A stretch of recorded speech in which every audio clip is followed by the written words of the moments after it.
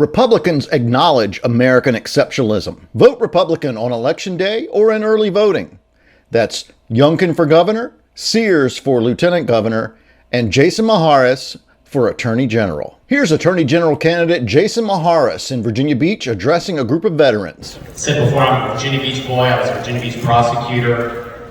It's been mentioned about my family. I said before, my story actually starts in a van in Cuba when a 19-year-old girl got on an airplane penniless and homeless and not knowing where her next meal was going to come from. That was my mother, Miyares.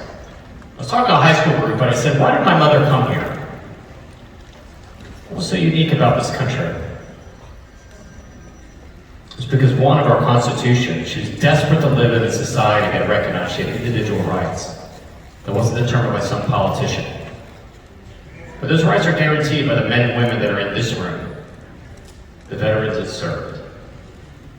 A vivid memory of being on an elevator with my mother, and she struck up a conversation with a Vietnam veteran. And she kept saying thank you over and over again. I did not understand why, and I asked her, I said, why did you say thank you to that man? And she said, so many came back fighting one of the worst tyrannies the world had seen, and they never even got so much as a thank you. So thank you to our veterans. But I tell you the one that stopped me in my tracks. It was over July 4th weekend, and they asked a simple question. How proud are you to be an American? And only 36% of young people ages 18 to 25 said they were very or even somewhat proud to be an American. We cannot survive as a nation if you're raising an entire generation of children to learn to hate their country. That's exactly what CRT is. Speaking to another high school group, and I was talking about American exceptionalism, the idea that it's given more second chances to more people from more backgrounds and more faiths in any country in the world. And I had a young man who challenged me and pointed out all the areas where America has fallen short. And trust me, I know that. I've never said, and I told him, I said, I have never said America is a perfect country. But in many ways, we are a noble one. And this young man said, prove it. And I could have easily said, just walk along the hills of Arlington National Cemetery, but I know that every young person lives by this little device right here.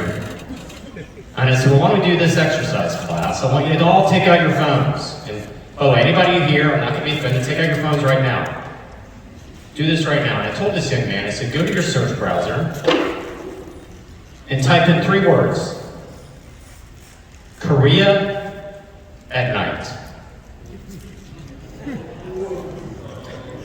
And that's what you see. You don't see it as a satellite image of Korea from space. And then so you have one peninsula, the Korean Peninsula. In the south, you see light. There's people right now that are going to a play. They can criticize their government. They can choose who their elected leaders are. They have freedom of speech and freedom of religion. And so now look at the north. What do you see? You see darkness. You see utter, complete darkness. And I asked this young man, why? And he had no idea. And I said, the reason why is you had 38,000 Americans across an ocean to a land they never knew, to people they didn't even speak the same language, and they died defending that country from one of the worst tyrannies the world had ever seen, communism.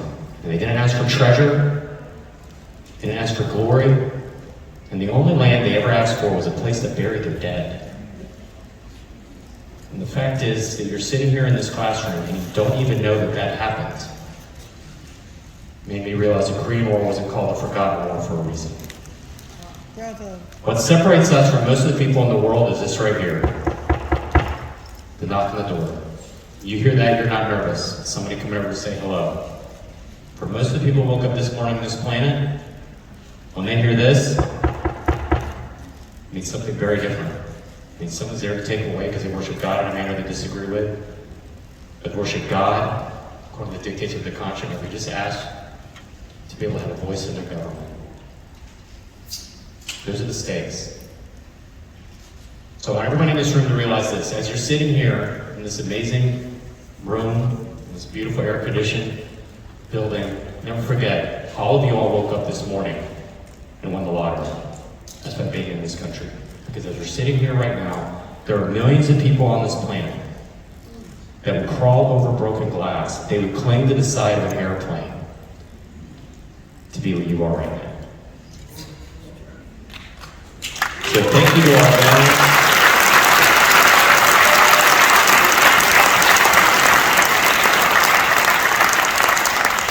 So listen, I'm gonna just end with this. One of my favorite presidents is Ronald Reagan, because I have such early memories of my mother, the pride she had taking me with her for the first time she could vote after she became a citizen.